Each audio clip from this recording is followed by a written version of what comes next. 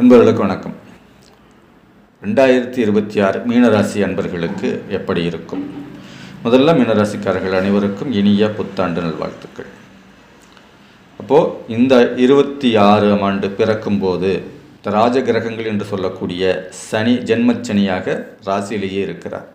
12ஆம் வீட்டிலே ராகு இருக்கிறார், 6ஆம் வீட்டிலே கேது, 4ஆம் வீட்டிலே குரு பகவான். இப்போ இவர் என்ன செய்வார்? எப்படி முதல் 6 மாதம் எப்படி இருக்கும் அப்படின்னா, சுப விரயங்கள் செய்யக்கூடிய அமைப்புகளை ஏற்படுத்துவார். தொழில் நல்லா இருக்கும். இருந்தாலும் 8ஆம் வீட்டை பார்க்கிறார், வீண் விரயங்களை ஏற்படுத்தக்கூடிய அமைப்புகளை கொடுப்பார். இப்போ 12ஆம் வீட்டில் இருக்கக்கூடிய ராகு தூக்கத்தை கெடுப்பார். நிறையா தூங்க முடியாது. அவர் தூக்கத்தை கெடுக்கக்கூடிய அமைப்புகளை ஏற்படுத்துவார். அதிகப்படியான அலைச்சல்களை கொடுப்பார்.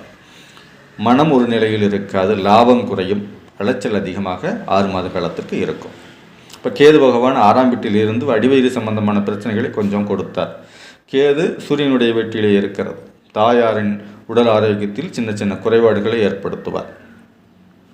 அப்போது இந்த குரு பெயர்ச்சிக்கு பிறகு பிற்பகுதி 6 மாதம் அப்படின்னு சொல்லக்கூடிய கடகத்திலே குரு உச்சமாக இருக்கிறார், உச்சமாக போகிறார். இப்போ உச்சமான பின்பு குழந்தைகளை பற்றிய கவலைகள் தீரும்.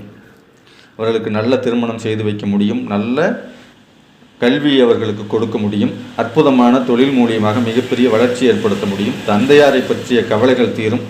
பாக்கியங்கள், குழந்தை இல்லாதவர்களுக்கு நிச்சயமாக குழந்தை பாக்கியம் அமையும்.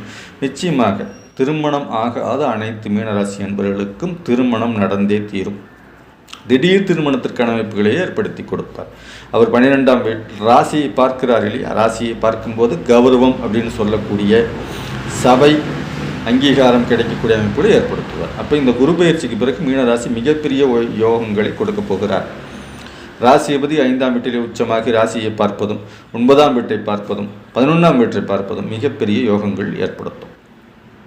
முதல்ல உருப்பெயர்ச்சி வரைக்கும், உருப்பெயர்ச்சி ஆகிற வரை கொஞ்சம் சுப விரயங்கள் நடந்துக்கிட்டே இருக்கும். ஏதாவது ஒரு விரயம், எவ்வளவு சம்பாதிச்சாலும் இல்லை, சரியாக பாக்கெட்லேயே வச்சுக்க முடியல, பணம் போயிட்டே இருக்குது, வர்றது மட்டும்தான் தெரியுது, செலவாகிறது, பையில் காசே இல்லை, தங்கவே இல்லைன்னு சொல்லி கொண்டிருக்கிற அனைத்து நண்பர்களுக்கும் இந்த குரு பயிற்சிக்கு பிறகு பணம் சேர்க்கும்.